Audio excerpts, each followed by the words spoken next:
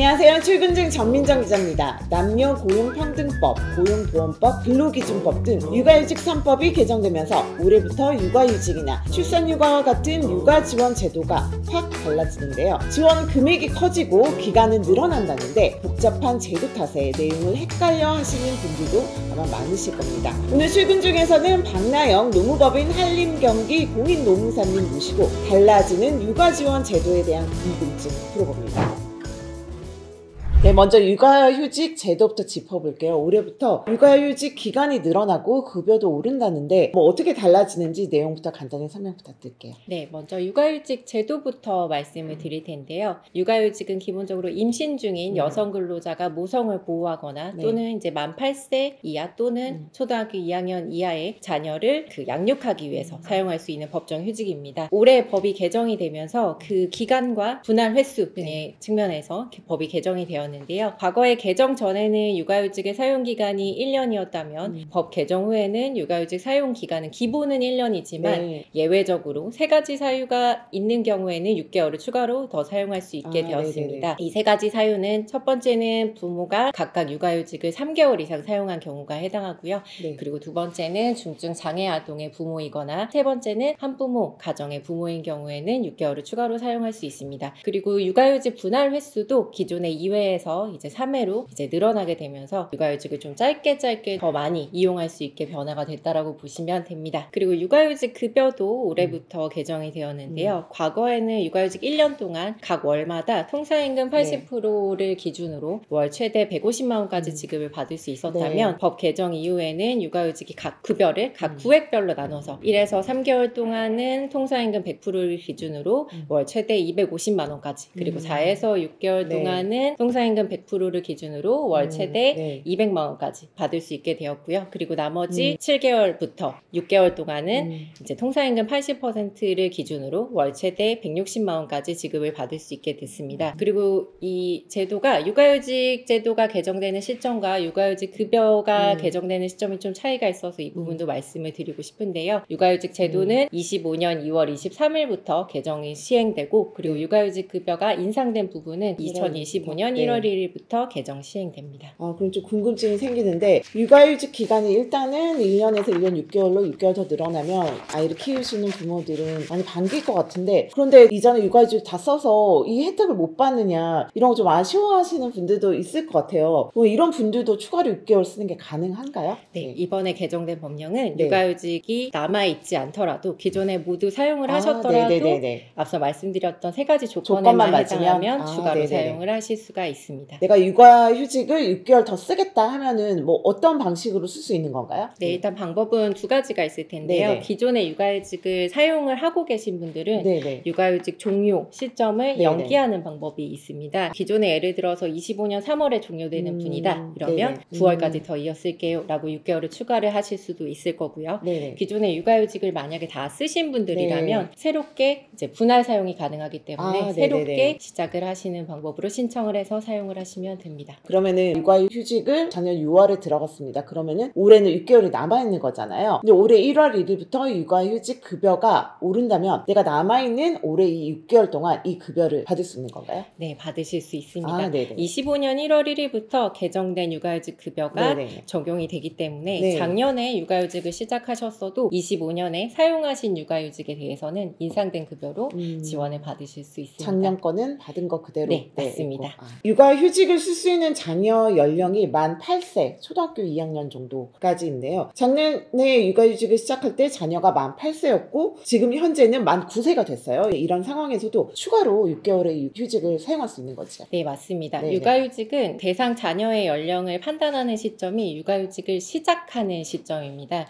그렇기 때문에 처음 시작할 때 자녀 연령이 만 8세 이하 또는 초등학교 2학년 이하라면 중간에 자녀 연령이 만 9세가 되더라도 계속해서 사용하실 수가 있습니다. 그리고 또 이번에 법 바뀐 내용을 보면 아빠 출산휴가, 배우자 출산휴가도 10일에서 20일로 2배 늘어났는데요. 이건 또 언제부터 적용이 되는 건가요? 배우자 출산휴가는 이게 저희도 참 현업에 있으면서 많은 질문을 받는데요. 특히 이제 작년 말에 출산하신 분들이 이제 초미의 관심사를 두고 계신 부분입니다. 이제 배우자 출산휴가가 10일에서 20일로 늘어났는데 이 10일에서 20일로 늘어난 것도 개정 육아휴직 제도와 마찬가지로 25년 2월 23일부터 개정 시행이 됩니다. 그렇다면 이미 이제 아빠 출산휴가를 10일을 썼습니다. 그런 경우에는 법 시행 후 추가로 10일을 더 쓸 수 있는 건가요? 개정법에 네. 보면 그 네. 시행이 돼서 사용할 수 있는 근로자에 대해서 이렇게 설명을 하고 있는데요. 일단 기본적으로 배우자 출산휴가의 네. 청구기한이 지나지 않은 근로자이거나 네네. 또는 그 법 시행 시점에 배우자 출산휴가를 사용 중인 근로자는 사용을 할 수 있다라고 보고 있습니다. 아, 네네네. 사실 이 말이 좀 어려워서 각 네. 사례별로 좀 말씀을 네네네. 드리고 싶은데요. 예를 들어서 2월 23일 이전에 이미 10일을 모두 사용을 했습니다. 근데 청구기한 90일. 이 청구기한은 개정법이 아니라 기존에 이제 배우자 출산휴가를 살 수 있었던 청구기한이 90일이었기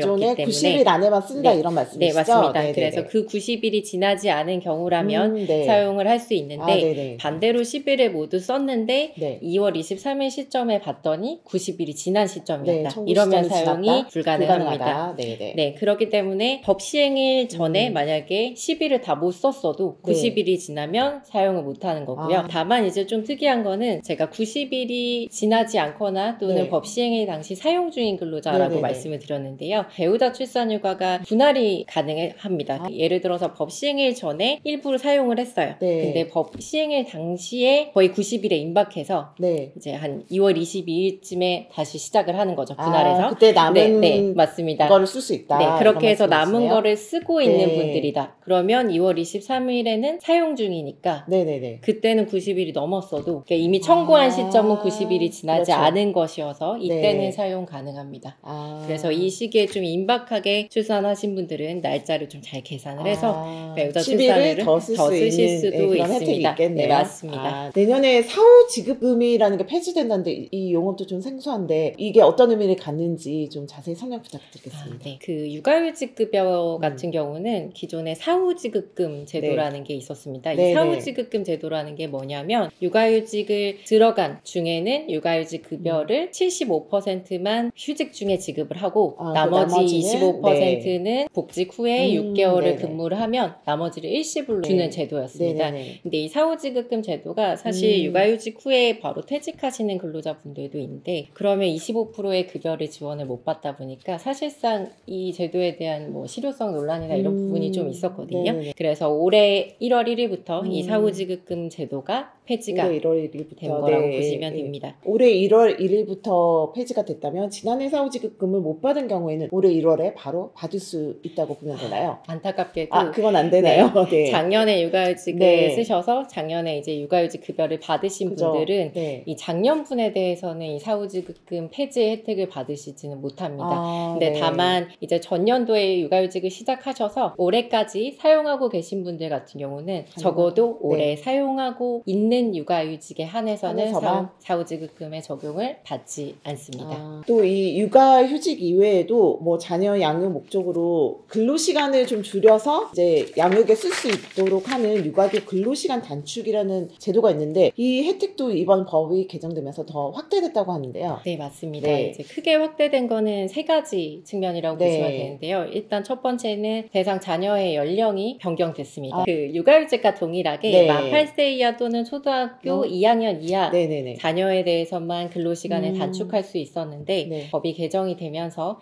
만 12세 이하 또는 초등학교 6학년 이하의 자녀까지 오. 근로시간 단축을 할 수 있게 되었고요. 그리고 기간도 확대됐습니다. 네. 일단 기본적으로 육아기 근로시간의 단축의 그 기간은 1년이 원칙이고요. 네. 기존에는 육아휴직 중 사용하지 않은 기간, 남은 기간이 있으면 그거를 이제 추가로 사용을 할 수 있었는데 네. 법이 개정되면서 육아휴직 중 사용하지 않은 기간의 2배를 가산을 해서 추가로 사용을 할 수 있게 되면서 좀 대폭 늘어났다라고 보시면 됩니다. 그리고 마지막으로는 이제 네. 육아기 근로시간 단축의 분할 사용의 최소 사용 기간인데요. 과거에는 육아기 근로시간 단축을 하고 싶어도 이 단축할 때 최소 기간이 3개월이었습니다. 그러다 보니까 사실 사업장에서는 그런 네. 말씀을 많이 하시거든요. 네네네. 오히려 단축을 하게 되면 네. 짧게 단축을 하면 대체 인력을 채용을 하시거나 이런 부분이 더 어렵기 때문에 그렇죠. 네. 아예 휴직을 하시는 게 오히려 인력 운영에는 네네네. 더 용이하다라는 네. 말씀을 많이 하셨어서 그러다 보니 근로자들도 단축을 사용하지 이 못하는 제도 경우도 활용도가 네, 낮았겠네요.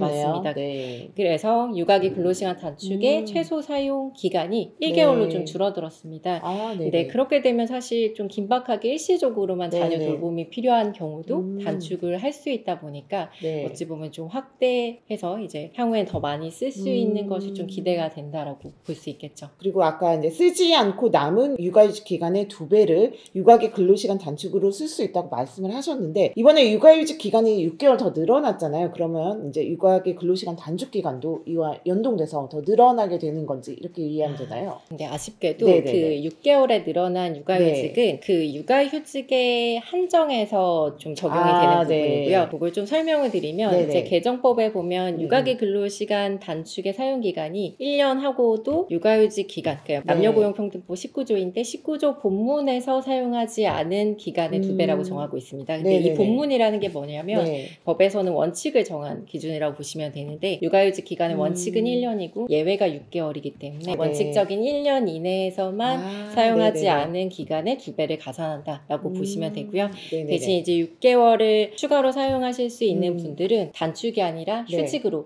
사용하실 수 있기 때문에 휴직으로 좀 사용하시는 방안을 좀 말씀드리고 싶네요. 그리고 이제 육아휴직 관련 기업에 대한 지원도 이번에 더 확대가 됐다고 들었는데 많이 복잡해서 구체적으로 이제 조목조목 좀 짚어주시면요. 육아휴직도 기간이 늘고 뭐 육아기 근로시간 단축도 개정되면서 좀 확대가 되면서 그 사업주 지원 제도도 좀 확대가 됐습니다. 사실 이제 모성보호 제도가 확대가 되다 보면 특히 사업주들은 이제 금전적으로 좀 부담을 느낄 수가 있다 보니까 이런 제도들이 늘어난 거라고 보시면 되는데요. 일단 첫 번째는 동료 업무 분담 지원금이라는 게 있습니다. 이 동료 업무 분담 지원금이라는 게 뭐냐면 예를 들어서 이제 근로자 한 명이 휴직이나 이제 단축을 들어가게 되면 아무래도 대체 인력을 채용하실 수도 있지만 그 기존 업무를 좀 나누어서 뿌려주시는 경우가 있는데요. 이 분담을 한 근로자에게 일부 사업주가 좀 돈을 더 추가로 수당을 주실 수가 있는데 이 수당을 지원한 사업주에게 이 금전으로 이 나라에서 월 20만 원 한도 내에서 수당을 지원해주는 제도인데 이게 24년 7월부터 시행이 됐는데 7월에는 육아기 근로시간 단축에 한해서만 적용이 됐습니다. 근데 올해 1월 1일부터는 육아휴직에 대해서도 육아휴직을 들어간 근로자의 업무 분담을 해주는 근로자에게 지원을 해주면 정부에서 일정 부분의 수당을 사업주에게 지원해주는 제도가 있고요. 그리고 두 번째는 대체 인력 지원금도 늘어났는데요. 과거에는 육아기 근로시간 단축과 출산휴가에 대해서만 대체 인력 지원금이 있었다면 이제는 육아휴직을 사용했을 때 대체 인력을 채용하면 지원금을 사업주에게 주게 되고요. 그리고 지원 금액도 기존의 월 80만 원에서 월 120만 원으로 좀 상향이 됐습니다. 육아지원 제도 확대, 일하는 엄마 아빠들에게는 정말 필요한 정책인데요. 초저출생 극복에도 도움이 되었으면 하는 바람입니다. 노무사님, 오늘 말씀 감사드립니다. 감사합니다.